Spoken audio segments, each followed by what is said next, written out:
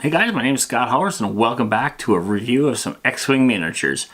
Today we are going to review Guns for Hire, and that is a fantastic expansion that came out a few months ago for the Scum and Villainy, and basically it's similar to Rebel Aces and Imperial Aces and stuff like that. So with no more said, we're going to go ahead and review this and open it up and look what's in it.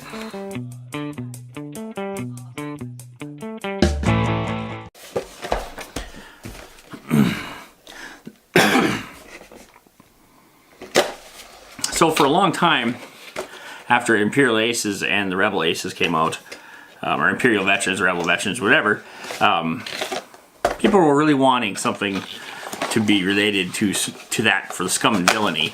And finally now, months later, we have something.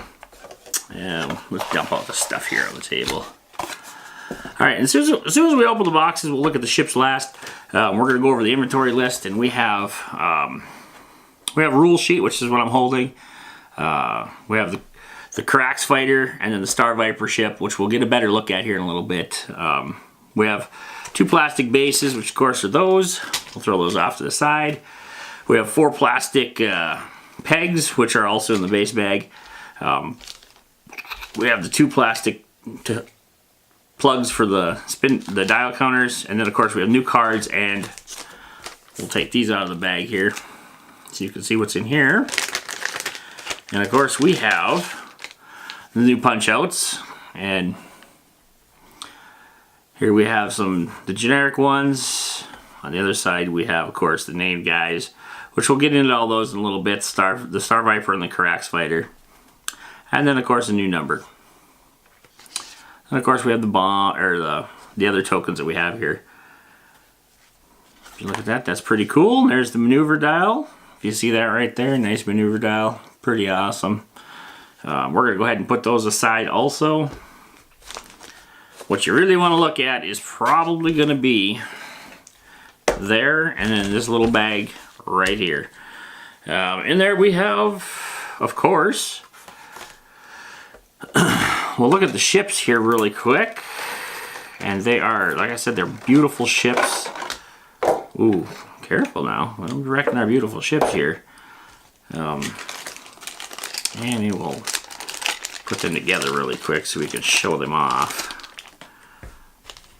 We're not going to be able to put, I'm not going to put on the things with those people. Yeah. Okay. Hey, come on, Star Viper. Alright, there's the Star Viper. As you can see, he is a beauty. Alright, we'll put him down, and then we'll assemble the Carax fighter.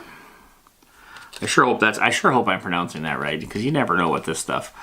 Whether you're pronouncing the names right on some of this stuff or not. And I'm sure everybody has their own ways, but that's how I pronounce it, so that's how we're going to do it in this video. Alright, and there is that fighter. You can get a good look at that. That is one beautiful ship. Hold that up for the camera there. Alright. Alright, so we're going to leave those sit while we talk about the rest of the stuff in the bag. Now, I have not played with these ships in combat, so I do not know how they work. I have not played with them at all. I haven't even watched reviews on them yet, because I'm making a review on them, so that's really silly. But maybe we'll start getting some play reviews and stuff going on, instead of just showing out unboxings and showing what's in them. First we're going to start with the cards here, and we'll start with Mimicked. Thweek, which is one of the pilots, is treated as having your pilot ability. Thweek cannot apply a condition card by using your pilot ability. Thweek does not lose your pilot ability if you are destroyed. It's a pretty handy little thing there. We got Shadowed. I probably won't read all these. I'm just going to tell you what they are. Shadowed. I happen to like the Thweek though. Harpoon. We got two Harpoons this come with. Two title-only cards. Star Viper Mark IIs. And yeah, like I said, I'm not going to read over what they are. I'm just going to tell you what we have. A stealth device, vectored thrusters, pulsed shield ray, ion dischargers. Put those up here. Harpoon missiles, and Voxai, which is a Carax fighter only title card. So we'll separate these out. And this is for the Star Viper. This is for the that. It's pretty sweet. Anyway, we are going to go ahead and go to the pilots now. And we're not going to talk about the generic ones like the Black Sun Assassins. Them are generic pilots. We'll talk about Thweek. We'll talk about Dallin Oberos. We'll talk about Cartel Marauder. Nah, we're not going to talk about the Cartel Marauder because that's not important. Or the Black Sun Ace Fighter. Alright, so for the Star Viper, we have Thweek, which is, I read that a little bit to you earlier. Thweek is a 4 pilot skill. He has 3 attack, 3 agility, 4 hull, and 1 shield. During setup before the place forces step, you may choose one enemy ship and assign shadowed or mimic condition card to it, which I've showed you what those were earlier. He costs 28 points. He only gets 1 elite skill. That's a missile, but I think with the skills and the extra, he doesn't really need it anymore. Let's see here.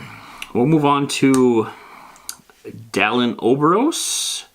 He's a pilot skill of 6, so he's a little slower, a little bigger pilot still. Attack 3, agility 3, hull 4, and shields are 1, of course.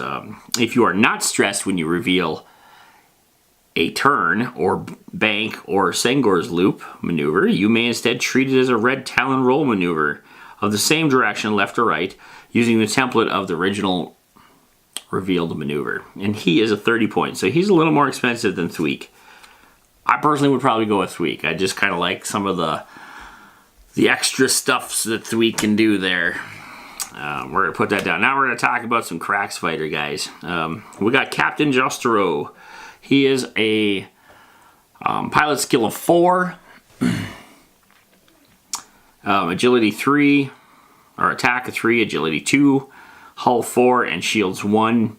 Again, Scum and Villainy ships seem like they're all having shields this time, which they generally do. Once per round, after an enemy ship that is not defending against or an attack suffers damage or critical damage, you may perform an attack against that ship. It's kind of interesting. It's almost like a free attack, you know. It's pretty good. I like that. He does have 3 He does have 3 elite upgrades. Also, he is only 24 points, so he's not nearly as expensive as the Star Viper's pilots. Next, we're going down to Victor Hell, and he has a pilot skill of 7, so he's got a much larger pilot skill than the other guy. Of course, again, same ship skills. Ship abilities, the attack 3, the agility 2, hull 4, and shields 1. But Victor, after defending, if you did not roll exactly 2 defense dice, then Victor... after defending, if you did not roll exactly 2 defense dice, the attacker receives 1 stress token. That's pretty handy. He's only 25 points. He also has 3 upgrades. So for that is exactly what you're going to get with when you get Guns for Hire. I know we're a little slow and we're a little behind, but we're going to go back and we're going to redo a lot. We're going to make the whole series. We're going to start from ship 1, the newest ships out, which were the Silencer and the Rebel Resistance Bomber and whatnot, based off the new movies. But for now, we're going to get this Guns for Hire because this is what I had in the studio today. And then next week, I think we're probably going to start with some of the first ships, or maybe now we'll probably do the current ones, and then we're going to go back and start over and get some of the first ships out of the way because we missed some of those, and we'll probably do some of the starter sets too. So if you like X-Wing and you like Scum and Villainy, you might really want to look at these guys. These are fantastic. Thanks for staying around and watching the video. Next week, again, like I said, we'll have some more, and we'll go ahead and move on to that, to next ships. Anyway, until next time, my name is Scott. You call me Guff, and may the Force be with you.